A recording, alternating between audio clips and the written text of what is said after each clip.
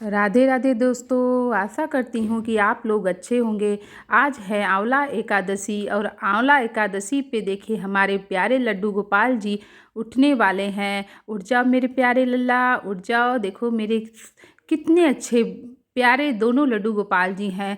आज मैं आपको अपने लड्डू गोपाल जी की पूरी दिनचर्या, एकादशी के दिन हमें अपने लड्डू गोपाल जी को कैसे जगाना चाहिए, कैसे उनका श्रृंगार करना चाहिए, कैसे स्नान कराना चाहिए, फुल रिक्वेस्टेड वीडियो लेकर आई हूँ। क्योंकि बहुत से लोग बोलते हैं कि दीदी एकादशी पे आप अपने लड्डू गोपाल जी की सेवा कैसे करती हैं।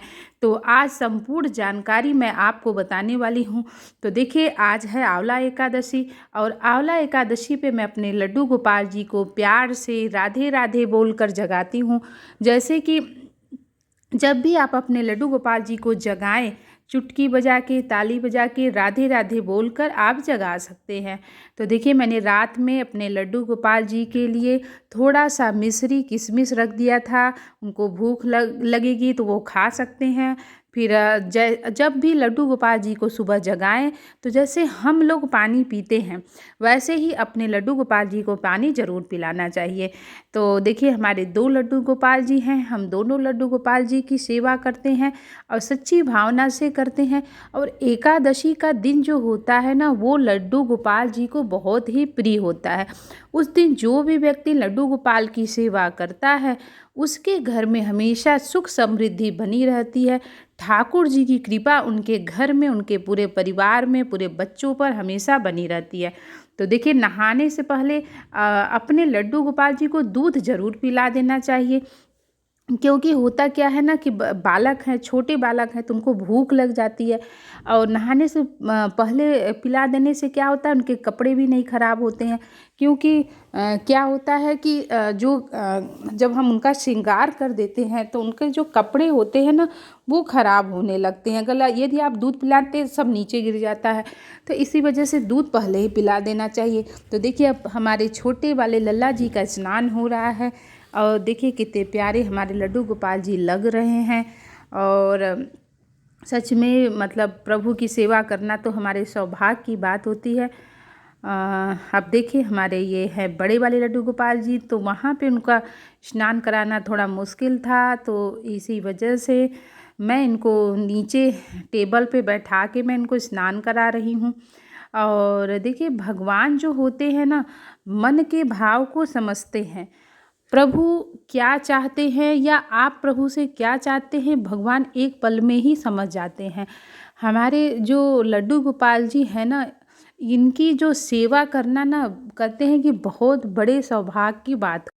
क्योंकि भगवान जो होते हैं ना वो सिर्फ भाव चाहते हैं कि हमारा जो भक्त है वो सच्ची भावना से हमारी सेवा करे। और लड्डू गोपाल जी एक बाल के रूप में है और एक बाल के रूप में उनकी सेवा करना तो हमारे सौभाग्य की बात होती है। तो देखिए हमारे छोटे वाले जो लल्ला जी थे उनका स्नान हो गया, उनको मैंने दूध भी पिला दिया है। और अब आप देख रहे हैं ये हमारे बड़े ठाकुर जी हैं। अब इनको भी मैं स्नान कराने से पहले इनको दूध पिलाती हूँ। तो देखिए दूध नीचे गिर जाता है तो इससे इनके कपड़े ख़राब हो जाते हैं। तो इसी वजह से वैसे इनको भूख भी लग जाती है, तो मैं स्नान कराने से पहले ही इनको दूध पिला देती हूँ ताकि जो भी दूध गिरे थाली में ही गिरे, उसके बाद मैं इनका स्नान करा दूँ। तो अब इनका भी स्नान करने का समय हो गया है। आंवला एकादशी जो है इस बार 3 मार्च को पड़ रहा है। आंवला एकादशी जो होता है इसका बहुत बड़ा महत्व है। आंवला एकादशी के दिन जो भी व्यक्ति विष्णु भगवान की पूजा करता है और आंवले के पेड़ की पूजा करता है उसके हजारों पाप धुल जाते हैं और उसकी मनोकामना भी पूर्ण होती है। तो इस बार 3 मार्च को है। फागुन मास के शुक्ल पक्ष की जो एकादशी तिथि आती है उसी में आंवला एकादशी मनाया जाता है। तो देखिए आंवला एकादशी है तो भगवान तो बहुत ही खुश ही होंगे, क्योंकि कृष्ण भगवान तो बहुत ज़्यादा खुश होते हैं। तो आप देख रहे हैं हमारे ठाकुर जी, हमारे लल्ला जी अब स्नान कर रहे हैं। स्नान के पानी में मैं अभी चूँकि ठंड हल्का है तो मैं हल्का गुनगुना पानी, थोड़ा सा उसमें गंगा जल, थोड़ा सा मैं उसमें क्या कहते हैं कि पुष्प मिला लिया था, उसी से मैं इनको स्नान करा रही हूँ। दूध दही मैंने मिला लिया था। और अब देखिए मैं थोड़ा सा शहद से भी स्नान कराऊंगी। जिस दिन एकादशी हो उस दिन अपने लड्डू गोपाल जी का बहुत ही स्पेशल हमें स्नान कराना चाहिए और उनकी अच्छे से सेवा करनी चाहिए। तो देखिए शहद के बाद ये है अष्टगंध। अष्टगंध जो है ना वो आता है मार्केट में कई तरीके का, केमिकल वाला अष्टगंध नहीं होना चाहिए।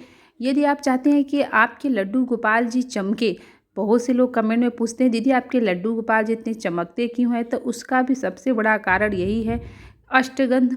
अष्टगंध जो होता है यदि उससे आप अपने लड्डू गोपाल जी का स्नान कराते हैं तो देखेंगे आपके लड्डू गोपाल जी ना सोने जैसे चमकने लगते हैं। और मैं हर रोज़ अष्टगंध नहीं लगाना चाहिए हमें, बस कभी कभी लगाना चाहिए। जैसे कि कोई स्पेशल दिन हो, जैसे एकादशी हो गया या गुरुवार का दिन है, हफ्ते में एक दिन अष्टगंध लगाना चाहिए और उनका अच्छे से स्नान भी कराना चाहिए।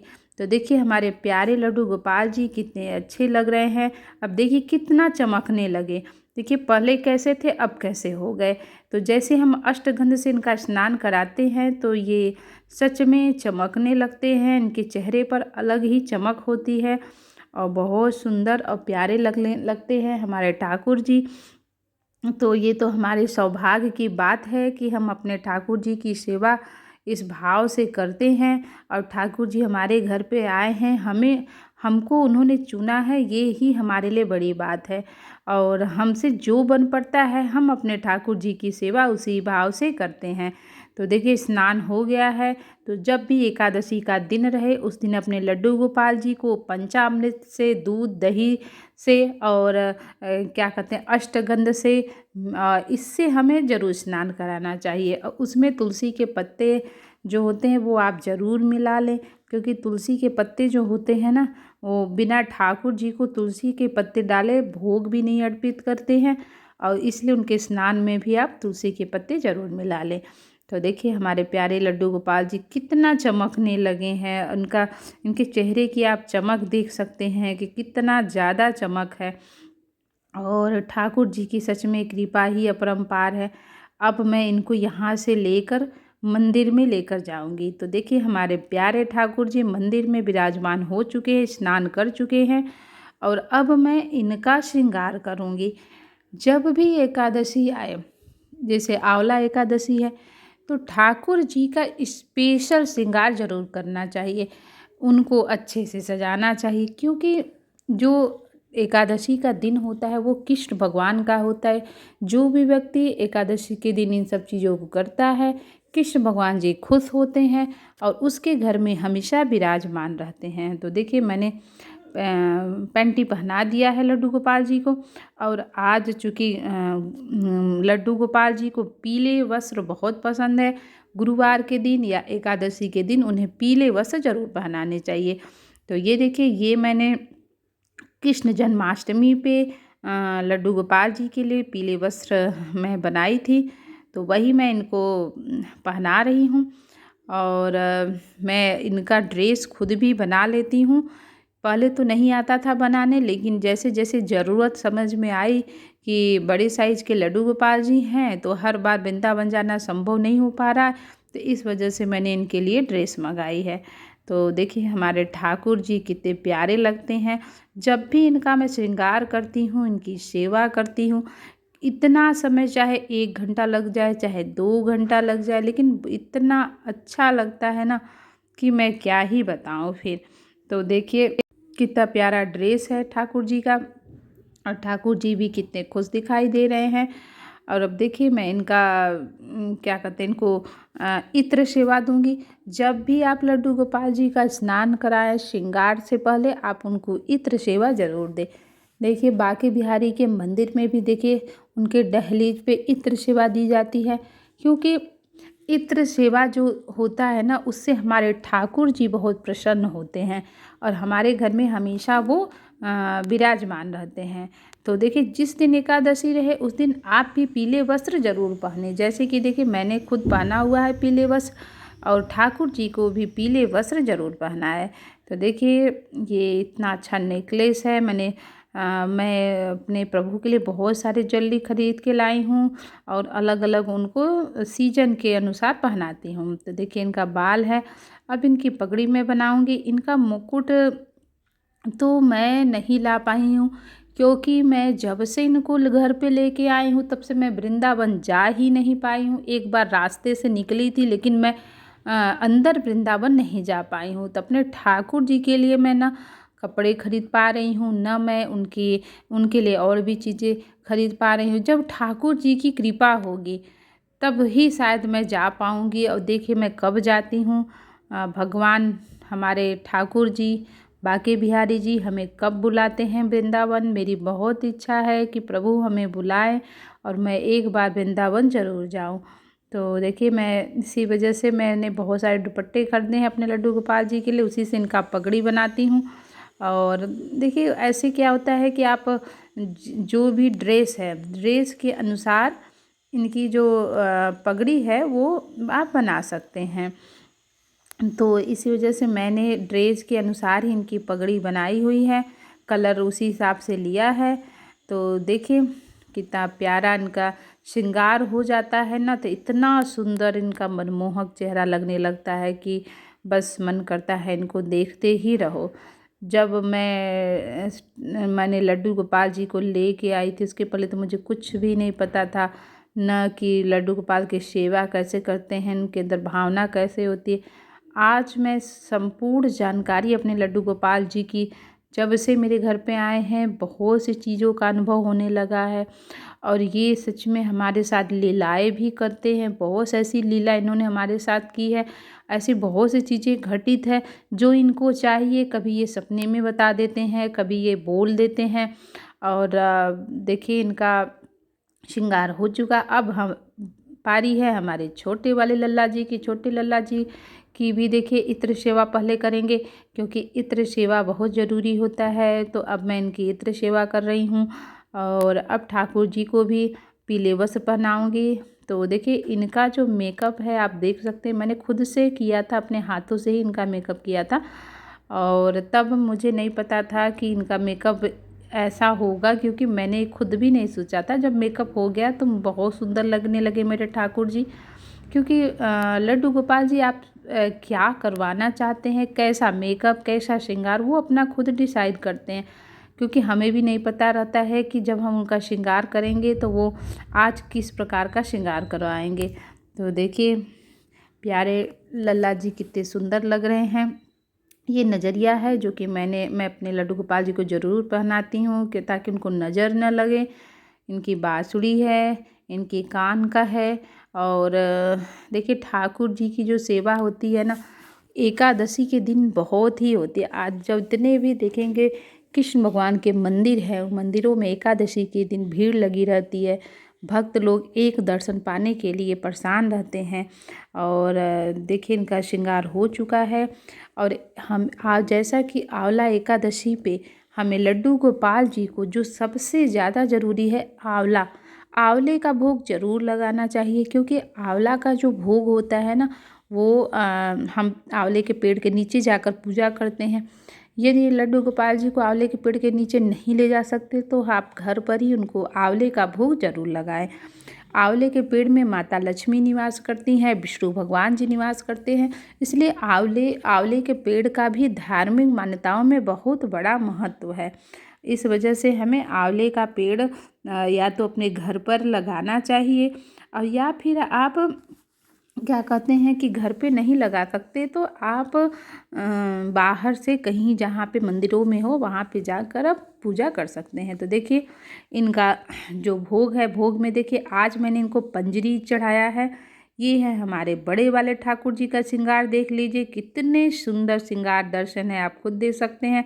तो देखिए आंवला मैंने ज़रूर लिया है, क्योंकि आंवला एकादशी है। और ये है पंजरी। पंजरी मैं ज़रूर बनाती हूँ अपने लड्डू गोपाल जी के लिए, क्योंकि कृष्ण भगवान जी को पंजरी बहुत पसंद है।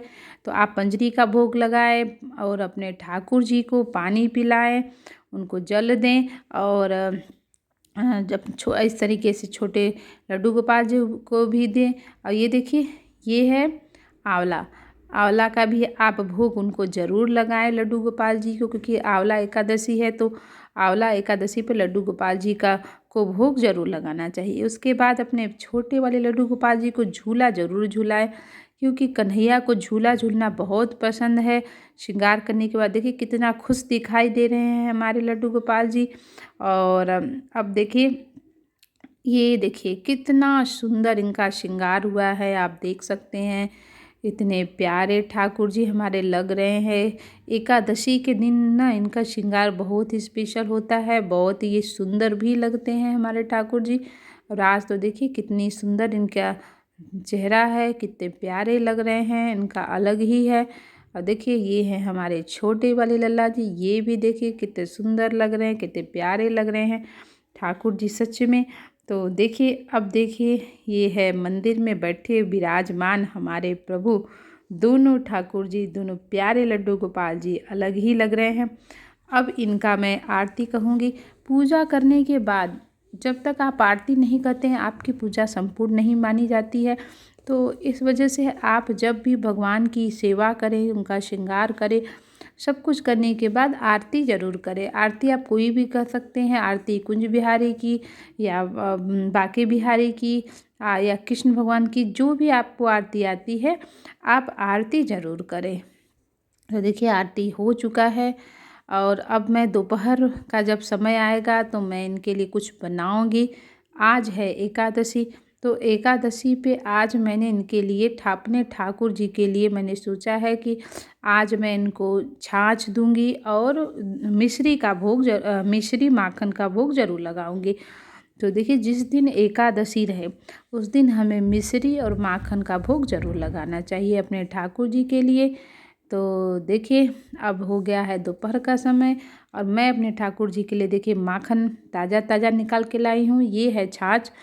छाछ अब लड्डू गोपाल को ज़रूर पिलाइए। देखिए एक छोटे से बालक हैं, एक बालक को आप वैसे भी कृष्ण भगवान को दूध दही माखन ही प्रिय है, तो अगर आप इन्हीं सब का भोग लगाते हैं तो हमारे प्रभु का तो पेट इन्हीं सब चीज़ों में भर जाता है। क्योंकि युगल सरकार की तो है नहीं, राधा कृष्ण के बड़े साइज मूर्ति है, ये हैं हमारे छोटे बालक। इनको आप छाछ पिला दीजिए, दूध पिला दीजिए, माखन, इतने में ही इनका पेट भर जाता है। तो इसी वजह से देखिए मैंने और अभी कुछ नहीं बनाया है, तो मैं देखो इनको माखन मैंने इनको खिला दिया और अब देखिए मैं इनको पिला रही हूँ छाछ। छाछ भी मैंने घर पे ही निकाला है अपने लड्डू गोपाल जी के लिए। तो देखिए ये है एकादशी स्पेशल लड्डू गोपाल जी का श्रृंगार भोग दर्शन। तो आप लोग को हमारा वीडियो कैसा लगता है आप लोग हमें ज़रूर बताइएगा, और हमारे दोनों लड्डू गोपाल जी का श्रृंगार दर्शन आपको कैसा लग रहा है, इनकी सेवा कैसी लग रही है, आप हमारे कमेंट में ज़रूर बताइएगा। और राधे राधे ज़रूर लिखिएगा, क्योंकि भगवान जो होते हैं ना वो सबकी रक्षा करते हैं और सबके घर में जो व्यक्ति चाहता है उसके घर में विराजमान होते हैं। तो राधे राधे, हैप्पी आंवला एकादशी।